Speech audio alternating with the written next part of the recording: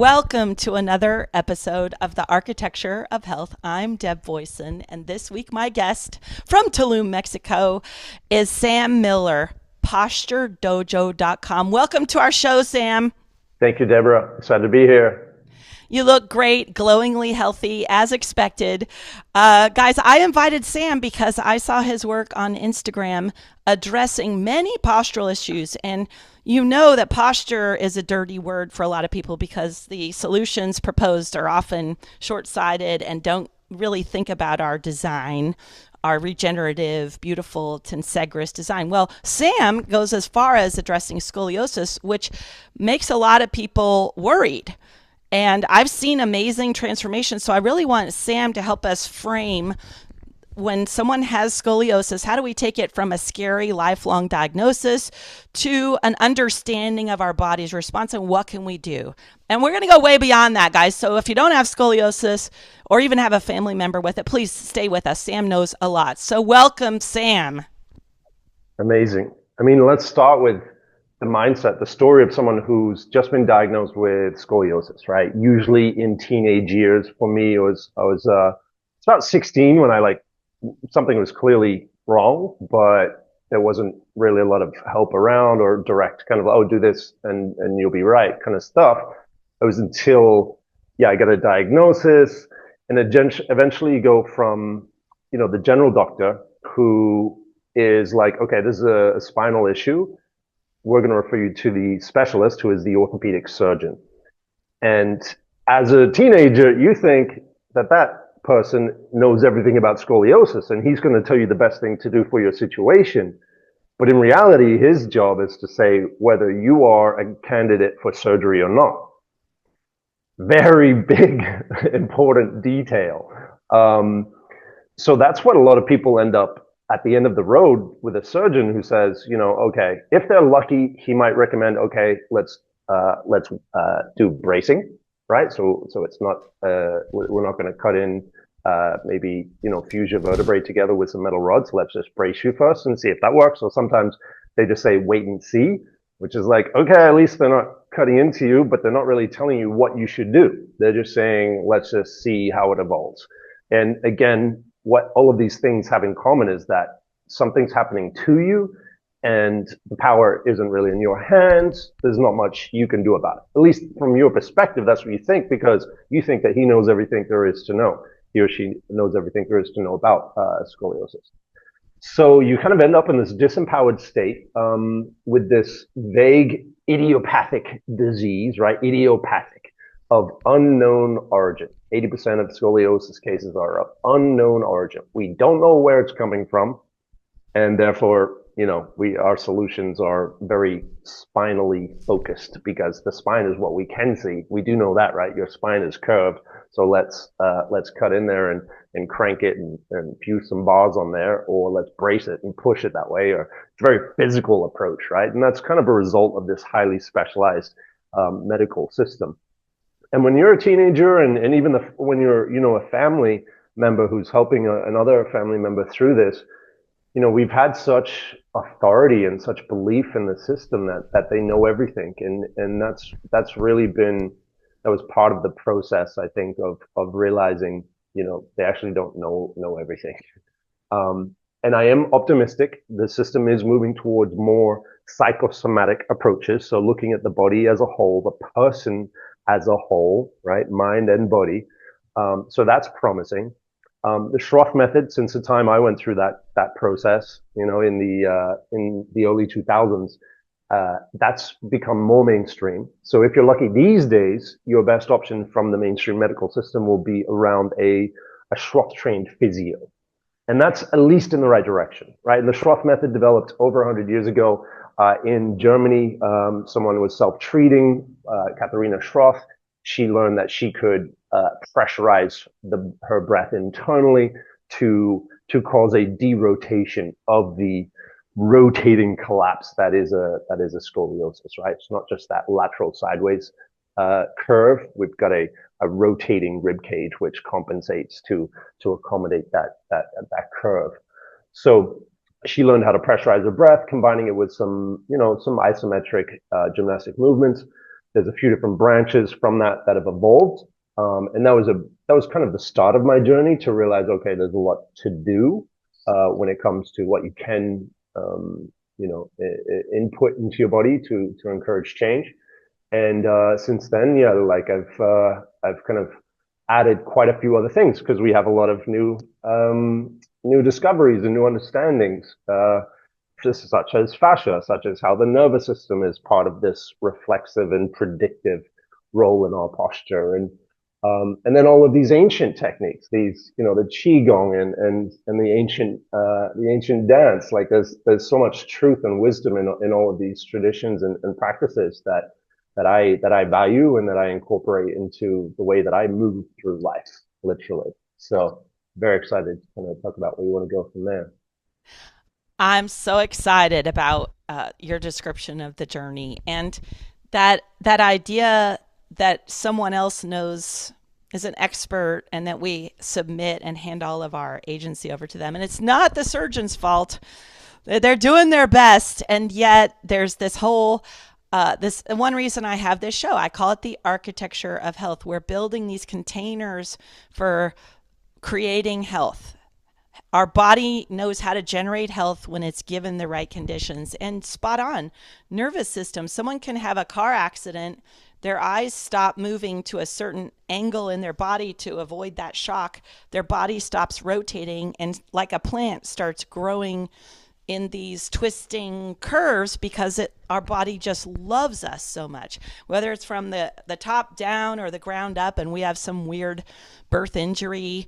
We really don't know what happened, but we do know that the person who can best manage it is going to be how we can infuse into our everyday life low willpower ways of taking control. And the breath, 22,000 breaths a day. If you can harness that power, even the strength of the tongue is 300 times stronger than any appliance you could put in your mouth. So how do we understand and befriend and peacefully capture and shift these forces? And the last thing is, I love that you pointed to ancient traditions because most of these problems are modern. So if we limit ourselves to how good we think we could feel, limit ourselves to what we think a surgeon can do, then we'll never be able to capture our most natural, easy, powerful ways of being. So tell me a little bit about. So you had scoliosis. You were diagnosed, and Yeah, a very severe. It's literally called a very severe kyphoscoliosis, which is an 85-degree curve, and it's a structural curve. So it's not malleable in the sense if I were to do like a forward bend, it's quite stiff for that part for about like 8 to 9 vertebrae of my mid spine. oh, how much did you change that? Well, um, that that I don't know if I've changed. Like I've checked the X-rays, and it's like I still have the structural curve. I feel that I'm affecting change in that area, but it's still part of the structure. So most of the changes that have happened, about 90% of the gains that I've had, increasing my height 2 inches, have come from adapting the myofascial structure on top of the skeleton. So as opposed to a functional scoliosis where the curve is there, but it's all still malleable and bendable, because the compromise was so severe, there was a near drowning accident, which kind of tore the groin, poor postural habits, broken, sprained ankles, broken big toe. Like I had just a complete perfect storm, psychological, family chaos, and I just escaped on the computer and just cemented in this curve essentially. So very thick tendinous, like structures around that curve. Um, I'm I'm optimistic to continually adapting that, but most of the gains that I'm getting are from being able to float that spine in a way that's not interrupting the flow of my body, interrupting my energy flow. Because from that time when I left the surgeon's office and I didn't get the surgery, it was about 15 years that I just kind of lived with it. I just kind of worked out normally. I didn't try to do anything because I didn't believe that I could. When I got to 33 years old, that's when my life force was getting choked out of me. I spent 8 months trying to figure out what was like. I had a distended lower belly, or I had bloating, I had acid reflux, I had immune system shutting down, chronic fatigue. I had all the symptoms, all the symptoms, and I thought that was it. I thought I was done, and it took 8 months to figure out. Oh, it's the tight. It's like I'm being choked out. Like it's the compression in the middle of my body. I thought it was diet. I went to the doctor. They're like, oh, antibiotics. It's IBS. Blah blah blah. No, I was getting compressed. My structure was literally, compressing. The psoas is right next to the digestive system, the lymphatic system. So that was being choked out. And so the work that I've done has really been undoing that. There's some spinal degrees, but I haven't checked the difference because I'm not too concerned about that. I'm really focused on the process of just doing it, like of just getting it done and getting what I can. And I do know that like my posture is a choice at this point. Like throughout the day, I can sit like this, or I can stand up super tall and hold more tension in my body. And so what is my actual posture here? Where do I stand throughout the day? It's the one that I can stand the most with the least amount of effort, the least amount of tension, and take on life. That's really kind of where I'm at. So when I went on that process of 8 months, figuring out what was going on, uh, that's when I started realizing, okay, not only can I do something, I have to do something about it. And as soon as I started unraveling that tension, that tightness in that midsection, I got better. And that's been 7 years since I've really been focused on this process of like, okay, wow, like I just reversed the collapse in my body. How far can I go with this? How high can I go with this? Wow, I love that. You said so many things that are meaningful. You talked about that compression and it kind of being uh, installed through all those like very stressful stress, compression, pressurized, and that you eventually, wow, that it almost choked you out. That was that's quite a story. I'm so glad you shared. And just the word compression, that's the word pressure. The pressure was going a way that was choking you, and then you started to turn the pressure. You started to use pressure systems to change. And you mentioned the fascia system, it's funny, I had kind of a breakthrough in thinking about the rigidity of our bones when I learned that the Italian word for that skeleton comes from an Italian word meaning dry, and that we only see these dry bones that are published. You can't change those. Whereas a lot of the pressure on the bones is from our breath and our movement habits and how we rest our weight through our bones. So I'm confident that you're just 7 years in. I can't Yeah. wait to see look how great you are. I can't wait to see what happens 20 years from now. That I'm writing a new wave. And I love one thing you said, that posture is reflexive and predictive. And yet the postures that you select need to be easeful. These ideas about that you have to stress to lift yourself up versus sort of arrange yourself to float and arrange your breath to float are great ideas. So, where shall we start? Oh, well, an audience.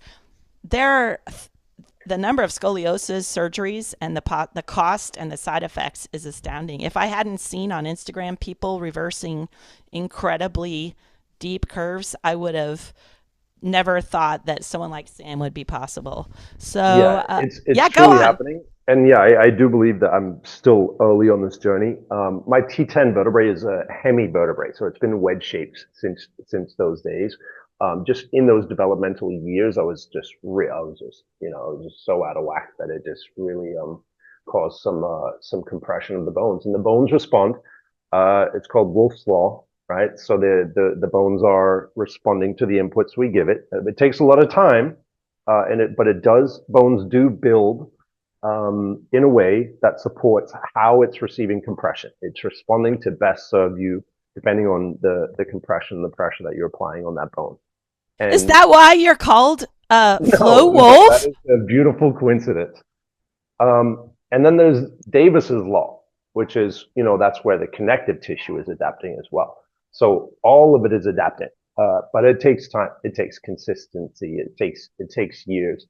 but it's absolutely worth it, and it empowers us. And that's the most important piece, because if you believe that you can actually, that your body is changeable, you'll actually do something about it. Whereas a lot of people, they say, oh wow, like what can I fix it?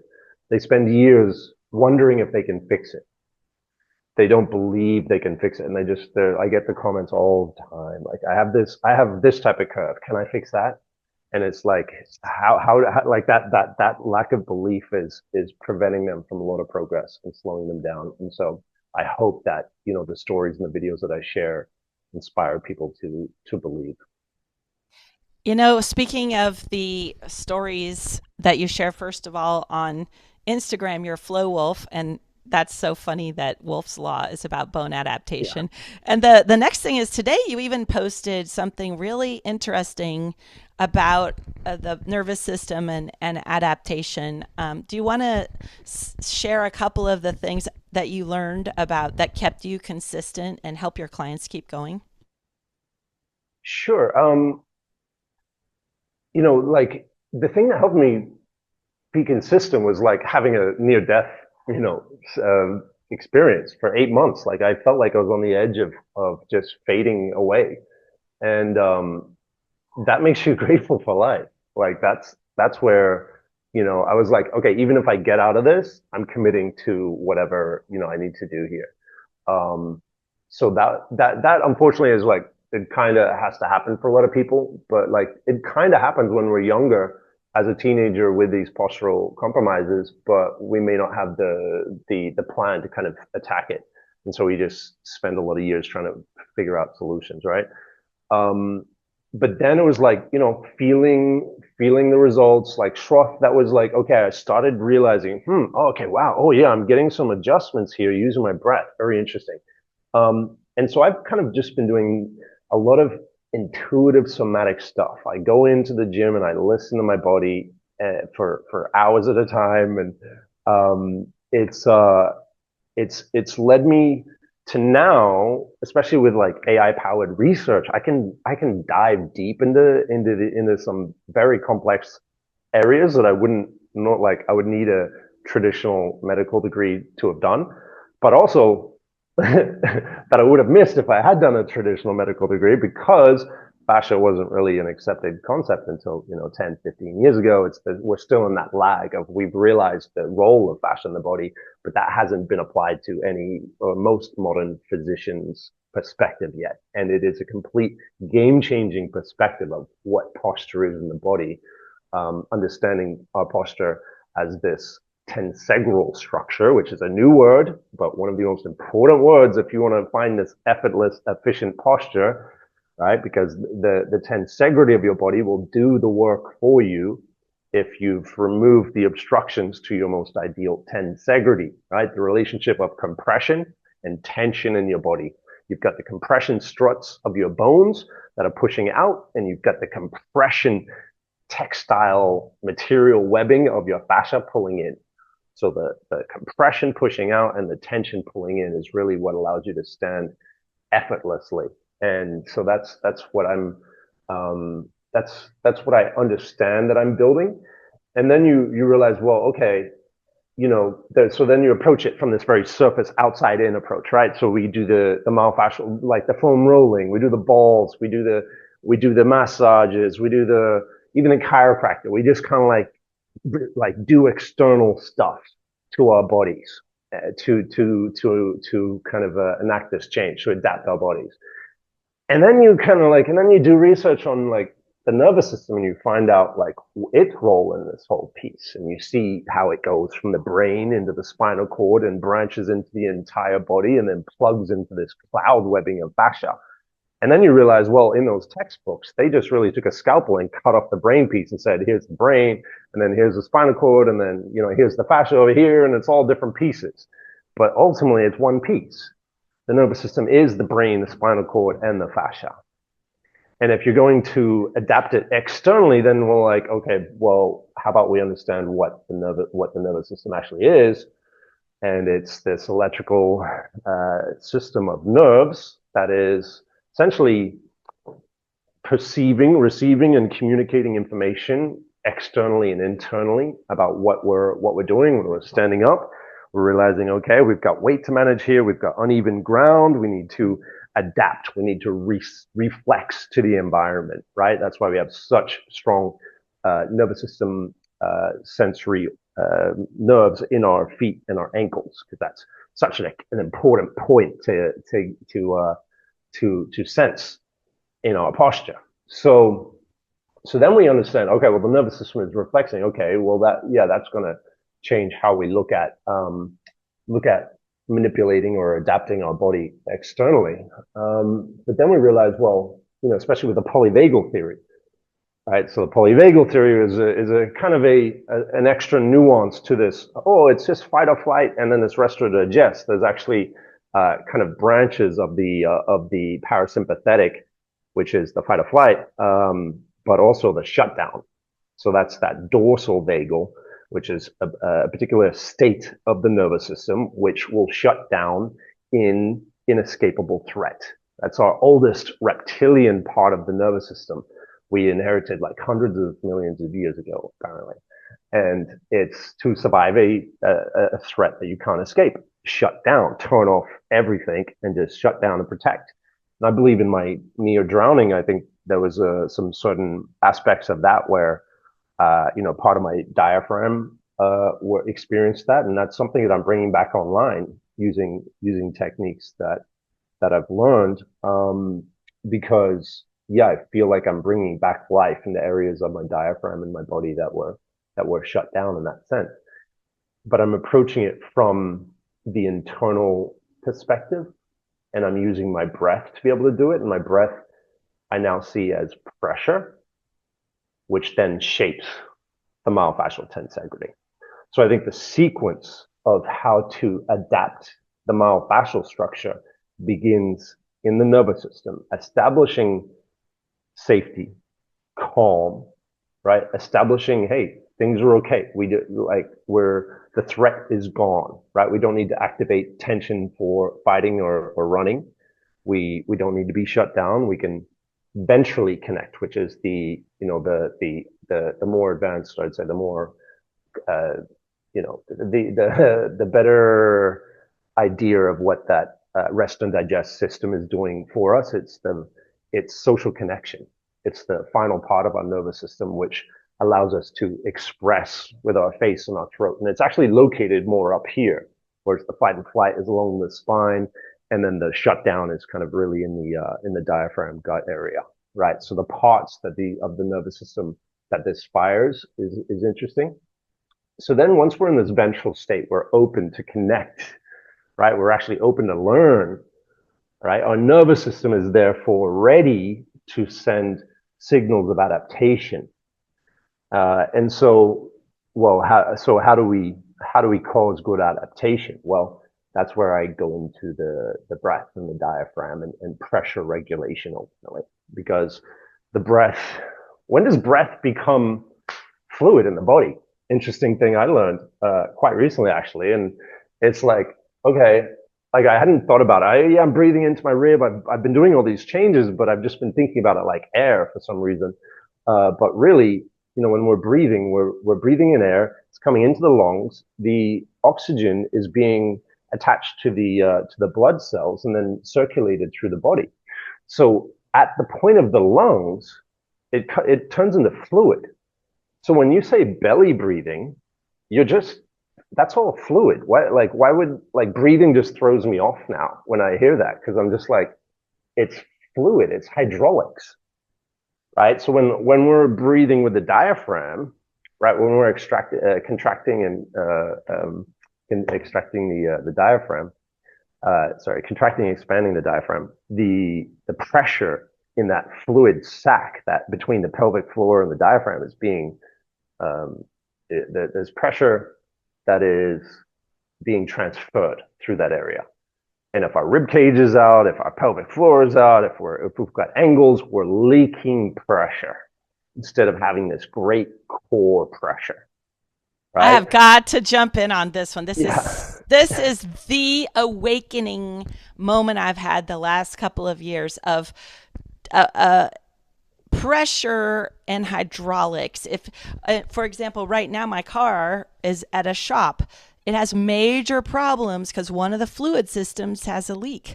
Then one of the other systems had another leak. And so when we can't nasal breathe, it's often because we don't have a diaphragmatic seal of the tongue so that all the pressure is routed instead of leaked.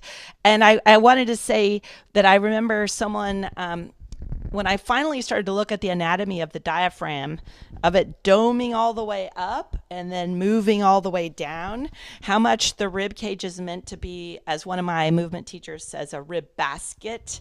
And it's Hmm. it's this fluid state. And I saw how the heart, in a healthy, full diaphragmatic breath, the heart actually gets lifted way up, and and you mentioned surgeons dissecting bodies and going, oh, there's that piece and that piece, this reductionist thought. When they did a palpation of heart tissue. I don't know how many years ago this was. They thought the heart is like a pump, is the only pump.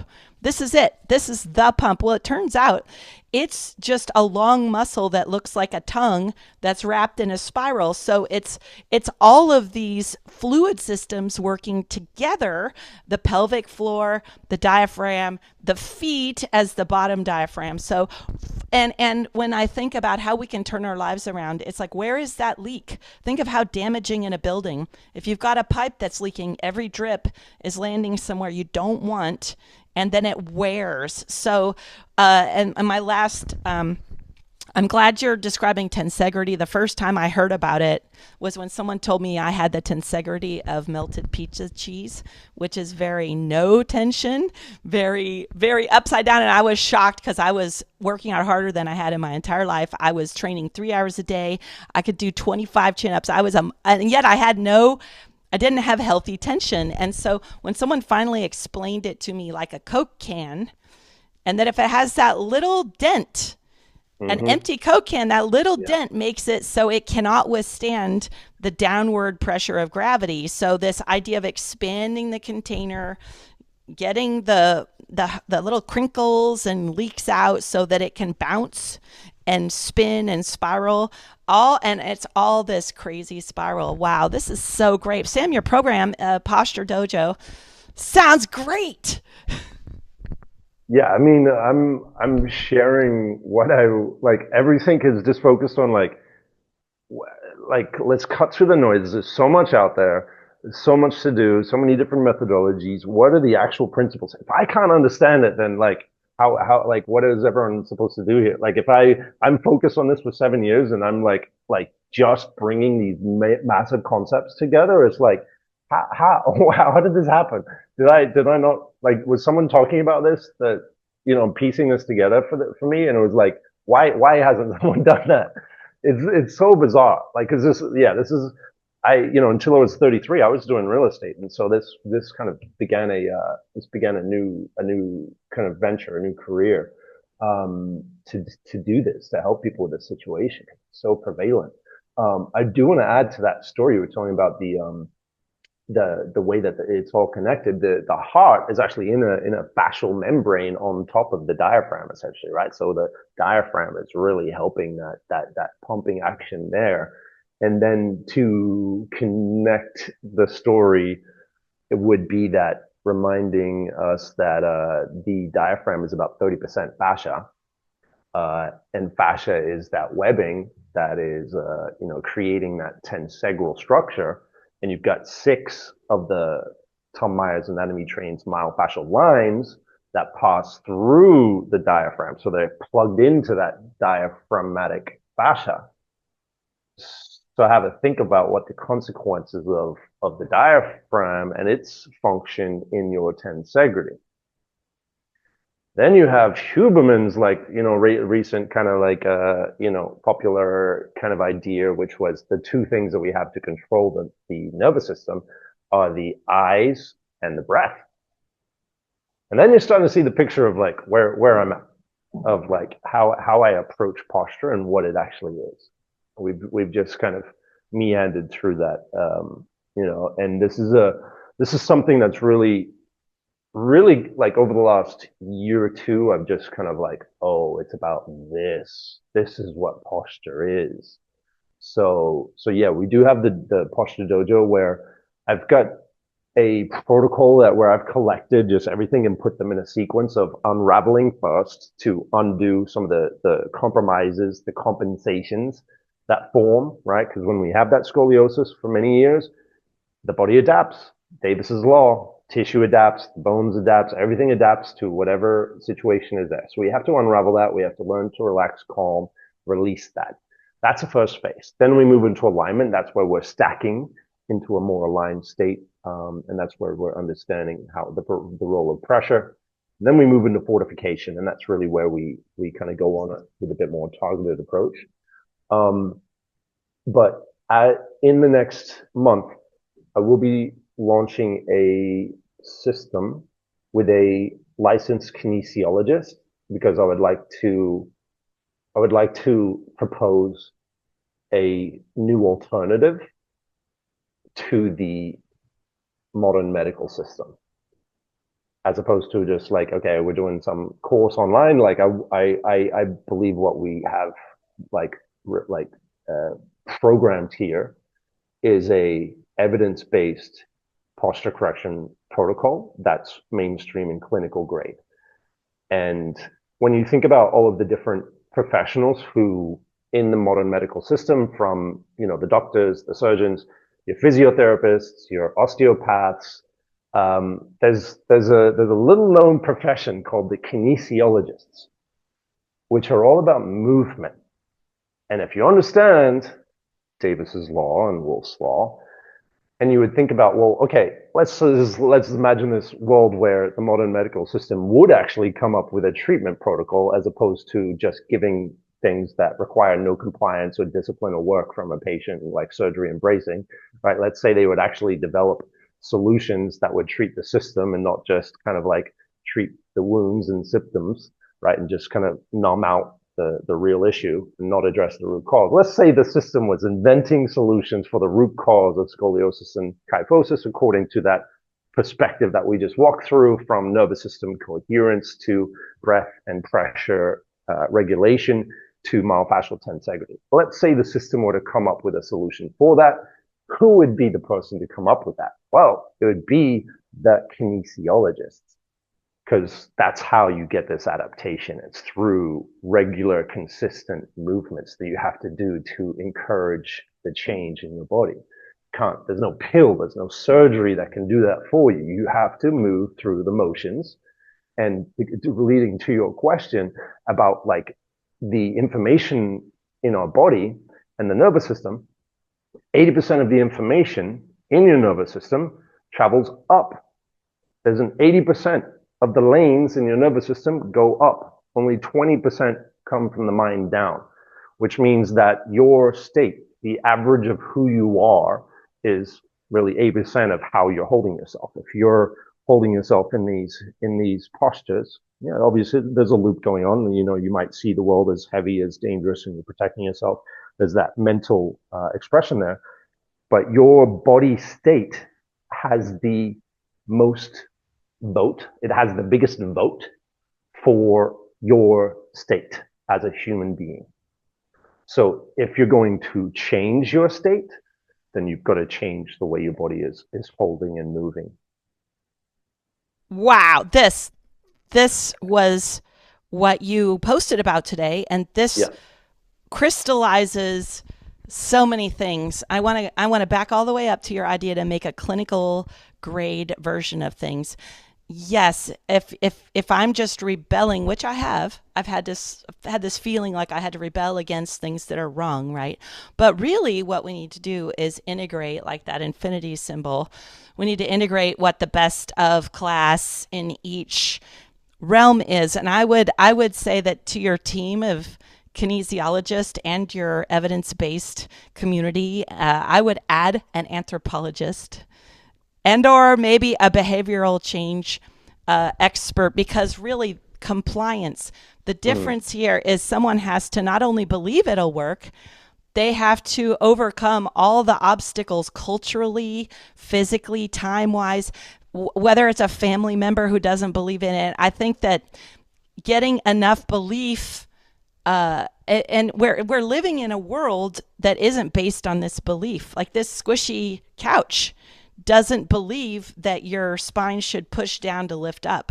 It believes you should lean and Mm, give over your internal springs to the mhm. authority of the designer, right? So I love what you're doing. And to another point, I know there's an influencer. My son is part of an influencers program, and his name is Oscar Patel. These incredible transformations from like it's like Mhm. Oh yeah. exponential mewing, right? And for my son's age group, it's just phenomenal. And what I like is he's becoming abundant, but he's using some of that to fund studies to bridge so that this can be even stronger and more viable, that we can change our lifestyle. I do also like to tell people it's not your fault that you're hunched or in pain or whatever, but you really are the only one who can do anything about it. And yeah, anything else you want to say about compliance? Like it took a life Yeah. threatening state for you to start to do, and it took me, honestly, I've been in and out of this way of thinking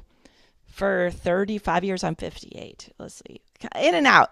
Uh, but I only got all the way locked in, kind of like you, as 2022 when I started having to crawl to the bathroom because I couldn't walk. I'd torn my hips up so badly and then I finally found someone who said, Deb, hip problems are breathing problems. So yeah, what would you like to say? Yeah. Is there anything that you can avoid someone almost dying to build Yeah. compliance? Yeah. Yeah, you're absolutely right. And the reason I was actually our first conversation with the kinesiologist was around compliance. She was actually a coach in that aspect before, or kind of like alongside her kinesiology work. Because yeah, I actually shared that, or we got talking about that. But that was one of my biggest challenges. You know, I've overcome my own situation, and now I'm helping other people, and I've got a system, a protocol that people can follow. But now my biggest challenge is getting people to actually do it. And so I do think evidence is the best thing. Once there's so much evidence, people are going to feel left out that they're not doing it. So everything that I'm doing is just all about results. I'm like, that's everything for me. I mean, that builds the business, that gets people for the buy-in, and it's results. So it's like it's a win-win-win. So that's my approach. How to get there without that that threatening situation. Yeah, I think the fear of missing out. I think fears drive us a lot more than our dreams do. Like, yeah, we want to look good, we want to be out of pain, but I think the fear of, oh shit, like I'm not, I'm not. There's a potential here, and I'm not achieving that. And I believe, and it seems like all I got to do is just do this, and I can do it. I think if you can lower that barrier of difficulty enough, I think that's where you get people to become compliant. What a great point. I saw a free movement program at one point that really was useful, but I think it only worked because they made everybody put a deposit, and then your fear of losing the deposit is Right. what made everybody do the kind of free information. Yeah. And evidence, results. Guys, I worked in Silicon Valley on giant, tech teams, and I didn't have a college degree, but I had to work with all the PhDs because I could get results, and then I could prove that something worked or that it didn't work. And also, guys, that's also part of what I have incorporated in my coaching is so that people could start to test in themselves if they're heading in the right direction. Because the worst thing is thinking you're doing something healthy that works and you're doing it kind of funny, and then you end up worse off. My hip tear was doing something that I thought was the latest. Oh, I'm just going to walk 2 hours a day. It's the healthiest movement for a human. So, is there anything you want to say about that? People investing, because that's a question too. Like, if I just have a little scoliosis, how much of an Yeah. investment is worth it, or how much time is worth it, and how do I make sure I'm not wasting my time? Yeah, I think that's that all comes down to the work that I've chosen to do here, right? Like that's a skill issue for me to be able to get these ideas into a system that's simple, believable, that allows, I think ultimately, and this is the goal, to that people enter into a state of flow. For me, flow is life, right? When you're completely immersed in a challenge, you have progressive challenge, so it's never too boring, it's never too hard, where you get frustrated and quit, or it's not too boring and you just kind of like, get distracted. So you've got that sweet spot of challenge, you've got complete immersion, time fades, you're developing mastery of a skill. And so I guess the channel of flow that I'm designing is around that, right? Like let's learn let's become somatic masters of our own body, right? Self mastery, I think, is one of the things that most people like enjoy living, right? Like when we're learning, we're growing. So I think it's about adopting that mindset, acknowledging that we have this goal to understand our body more and more, to explore that, to be grateful for that for that feedback that we get, the way that we feel, tapping into those sensations that we're experiencing. I think it's about creating the conditions for a life of flow. That's what I would answer. I would say part of that is taking away some of these grindy, burny things. Like like I told you, I didn't know I was so out of alignment when I was training the most. I'd picked novelty. Let's do all this novelty loaded with heavy weights. Well, my deepest level of nervous system instability was just adding muscle to what I was already doing. Wow. And I got to tell you, my latest improvement in my own movement and integration, Tensegrity integration, has been I've decided that I'm doing my diaphragmatic breathing practice under the warm covers of my bed. I'm laying there and I'm like, if I do my box breathing or my diaphragmatic breathing and then I meditate afterwards, it's already done. I did it in bed. Mm-hmm. I'm done. I don't have to like separate this time, tell mute all my phones. I do it when I wake up, the second I wake up, unless I have to Mm-hmm. go to the bathroom, and I do it to get myself to fall asleep. Is there anything? Okay, so let's switch gears a little bit to our audience. All of us know our posture could be better. And some of us have scary scoliosis and scary pain, and some of us don't. What are some of these? And the first thing is belief, right? We can be better than we ever imagined. First is belief. Even though there will be structural constraints, everybody's different. There'll be constraints are part of the design. But then what's a next step? How do you lead people into helping them? I know one is I saw your fabulous Instagram account Flow Wolf. And is there anything even the audience right this moment as they're listening, whether they're driving their car or they're cleaning their house? What's one more step someone could take right now? Yeah. So the video, the move, the pose that has really been blown up like this last year, like I think it's like 100 million views over the last year. Like it's wow. Like it's like, but it's more of it's a release, but it's a pretty advanced release. Like I wouldn't suggest people start there. But I'll explain kind of what it is. Like I start in a crouched, forward bended, like, so I start in my curve, as in like, I'm not trying, like, because I have that structural curve, right? So if I stand up straight, I'm actually kind of going against my curve a little bit. So I go into my curve and I basically grip my spine, in that crouched unilateral stance. And then I generate torque through my myofascial arm lines. My feet are staggered, so I have torque through my lines, through my fascial webbing in the lower body. I begin consciously breathing and pressurizing my core as I stand up, and I move the torque through my body by switching the positions of my hands. The position of my fingers and wrists are important to actually get that torque, that counter rotating torque, which allows me to kind of sweep through tension through my kind of myofascial compensations, my tensegrity structure, and it produces what appears to be a spinal alignment. It's a very deep alignment, and I hear things click and change. I stand taller after it. I believe it is more of a release. Like I still have to educate and do other things to train that to be that new released posture to be held comfortably and dynamically, reflexively in my body. So it's a interesting move, but you know, some people see that and they're like, oh, this is going to fix my scoliosis, and it's like, okay, there's a lot more to do, but you know, like it's just one way to engage in the body and understand the body.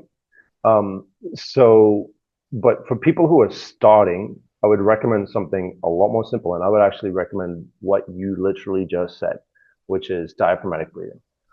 And doing that with your legs up in a 90-90 position, uh, starting off by like getting in and under your rib cage to really make sure that your diaphragm is functional and that it's being released of tension. Get your own fingers in there.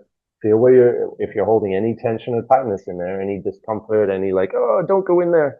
Any of that kind of feeling is a sign that your nervous system is in a protective state, or that your diaphragm is in a dysfunctional breathing pattern, therefore throwing off your pressure and everything you do. So I would suggest that is the place to start, and that's a place to start your workout. That's a place to start your day. There's so much awareness that can happen when you do that, and you start then expanding from there, starting to feel that pressurization of that barrel between your diaphragm and your pelvic floor, and then obviously there's other diaphragms that you can expand with, but starting from there, that core out approach is where I would start. Wow, so much there. I bet I saw that video of you. I Yeah, bet I saw a video of someone building this pressure, and then there's a loud pop as the yeah, as the spine. I can see the yeah, groove of the muscles of the back of the spine go from not to yep, yes, and when you explain the torquing that you're doing, you know, like Weck method, he does a lot with the wrist angle. Old martial arts do a lot with the mm-hmm, winding up of the wrists. West yep. African dance, where we're doing these counter rotations of Oh, the nice. oh my goodness, I can't wait till we can dance together. It's going to be Yeah, so great. Okay, so so the cutting edge stuff starts from the simple base, and I love that you said one of the things that you're doing to be of service is to cut the noise. Man, I can see a new move of the week every 10 seconds, and then I try it and then I kind of let it go. So having a discipline, kind of like the Fibonacci spiral, that is describing gravity and natural forces like light. It's describing how to capture gravity and light and use it.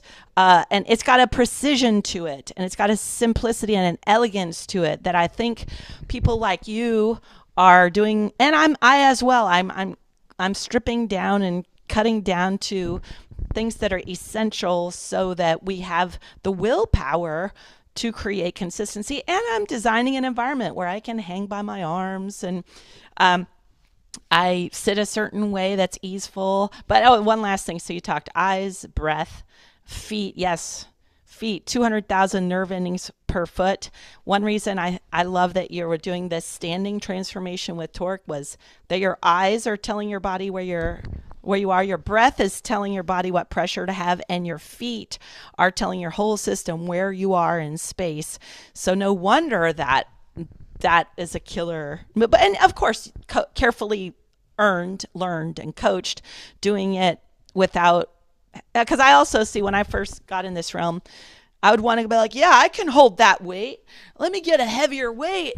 I can yeah, do it, and that had no integrity, no sloppy building on a shaky base versus the light amount of pressure that invites your whole body to collaborate in and use the spiral line, the back line, the front line, the lateral lines, guys. And when I say all that, Thomas Myers wrote he was a fascia innovator. He wrote this book called Anatomy Trains, and fascia is this gobbledygook collagen stuff that wraps everything like these giant rubber bands, right? And so working with those large architectural, the understanding of the architecture of how energy like reflexively can recoil through those slings, or how one affects the others, actually really simplifies someone's decision about how to re-architect this new kind of, it's not, we're not metal and cement buildings. We are more like this ooey gooey water balloon with all these rubber bands and sticks. which is Anything also electromagnetic. no, you gotta say that. You gotta say that, because here I am with my Bluetooth headphones. I know I'm supposed to not use it, but I Ah, do stick my. your field is stronger. Don't worry. I wouldn't worry about it. But say a little bit. This is one last thing, because I know one of my guesses was musical breathwork, and I've seen people talk about the piezoelectric Hmm. aspects, the charge aspects of fascia. Like, where do you even start with that one? I know that I'm cautious about frequencies and space and natural frequencies, but where do you bring that in your hierarchy here? So piezoelectric meaning, electricity is created when there's like friction or movement, right? So it lights up. There's infrared light that's being traced when we focus intention and attention into parts of our body. We can literally send infrared light to heat up and change the state of the fascia texture in our bodies just by thinking about it. Like talk about awakening superpowers, right? So that's one aspect of that. But I'll share with you an even bigger revelation, which I've had the last year. I'm laying it all out because I like if I was let's say a more technical scientist with a laboratory, these are things that I could, I'm just putting it out there, and I have a hypothesis that uh, intuition is found in that piezoelectricity. And there's a book called The Electric Body by Dr. Robert Becker, right, who was cutting frogs' legs and salamanders and, studying what happens to the electrical currents in the nervous system when the limbs are lost. Because the salamander is actually able to regrow entire limbs, bones, tissue, the nail, all these different things. And the DNA has the building blocks, the bone, tissue, nail building blocks, but it doesn't have the blueprint. So he's like, what is the blueprint?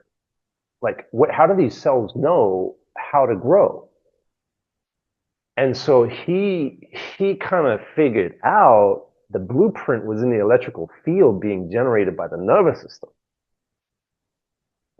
So we have a nervous system. We also have this piezoelectric communication network. The fascia, yes, it provides structure, but it's transferring information throughout the body. It's part of our interoceptive abilities, right? Instantaneous information. It's remember the brain, spinal cord, fascia, same network, same connection. Um, so then you look at, well, okay, so we're like this energetic electromagnetic system with a blueprint. And how do you measure the quality of an energetic system, especially a conscious energetic system? Um, I look at any other energetic system and it's going to identify interference. Whenever there's an interference in an electric system, it's going to come to your mind. So I hypothesize that our intuition is coming from that. We are intuitively sensing where there's interference and interruptions into our most coherent electromagnetic state. And we move when we're moving, in an ecstatic dance, our body is saying something is wrong here, create movement, shift this, change this. We need adaptation here because we want more coherence because we're an energetic electromagnetic system. And so help us get this out of the way. Here's a thought to help you do that. Here's a movement. Oh, stand up and just do this and, do this. do this pandiculation and and you don't know why, you don't know where that came from. I believe it intuitively comes from that desire of our electromagnetic systems, looking for coherence. So just a theory. Wow. The electromagnetic energy emanating from the heart, I was surprised was is a huge field. And Hmm. during COVID, I kind of joked about the 6 foot social distancing was to keep each other out of each other's heart Mm, electromagnetic fields. But yeah. that was a hard time, so I was was kind of Hmm. pessimistic. So Yeah. wow. We get in our own way of expressing that as well, right? That high frequency of love from the heart, we get in our own way of like, oh, we get choked up. The throat can choke it, our gut can choke it. There's different ways to get in the way of it. But yeah, that's all part of the picture, I think. Yeah, and the electromagnetic, all the frequencies we're capturing from natural light, and when we feel our feet in nature, or where there are these primitive reflexes and all sorts of things here to back us up when we strip away the interference. Hmm. Hmm. Yep. Yeah, we have a lot of electrical thought and a lot of that magnetic heart beating. So it's like we've already kind of got a lot of studies around where that heart brain coherence and its effects on our system have a lot of benefit, right? Just by placing our attention in those areas and getting those synchronized. That's a pretty big signal to be like, hey, there's something to this. Flow Wolf, we could talk all day, but we won't. Because we're going to get up, we're going to go move around and get some sunshine. But this has been an absolute delight. I can't tell you how enthusiastic my notes are. Yeah. Yeah, So we got into it. yeah, so the next step, guys, besides doing your diaphragmatic breathing and loving your body more than ever and believing that you could feel better and more harmonized and peaceful than you ever thought, we can take digital next steps too. We're going to find Sam on Instagram at FlowWolf. I'll put these in the notes. There's also yourposturedojo.com, right? Yep. Where you've got a free community and levels that you can pay up for, and you're bringing a lot of thought and practices together. Are there any other things you want to say to the audience before we wrap it up? Yeah, I mean, I would just extend an invitation to the dojo. Come learn. That's really about somatic mastery. I am very excited to be announcing this cohort. I'm not sure when this will go live or when people find this episode, It's but going check. live right away. Yeah. Nice. Yeah. So check in, get in the dojo or on my Instagram. You'll see I'll be announcing a cohort. We want to take people through a transformation and document this very thoroughly because that's the type of evidence that we need to show up to the institutions with to say, look at what's happening here. So we want to find people who are ready to comply by through this energetic identity transformation and follow this system, which is the essentials of how this all works. So yeah, look out for that. I would highly recommend people join us for that if they have some type of compromised postural issue. Wow, that's amazing. Yes, guys, and evidence. I am a strong advocate of keeping records. I'm so glad when I find an old video from the way I used to walk as a Mm, duck-footed mouth breather. I yeah. love finding it and showing someone that at twice that age I'm moving better than I did even back then. So Sam, Hmm. what a pleasure, absolute pleasure. I'm serious Likewise. about dancing, ancestral dances. Yeah. And I sure I hope yeah. Yeah, I mean, at the end of like I have a podcast too, and at every episode with all these different experts of around like these postural issues, I always end up making the same joke like, oh well, it sounds like what we need to do is end up at a like dancing around the fire barefoot, and it's like and the fact that like that's your thing is like amazing. So I have to mention that again as well. Like we talked about the first steps, but the last step is going to be dancing barefoot around the fire with And people in the who old enjoy days, spending time with. it was the always step in the old days before we got so Right. fractured The from preventative. the ground. Yeah. All right, Sam Miller, Amazing. Posture Dojo. Thanks for your time today, and this was great. Have a great, glorious, bright, sunny day. Thank you so much. Thanks for having me.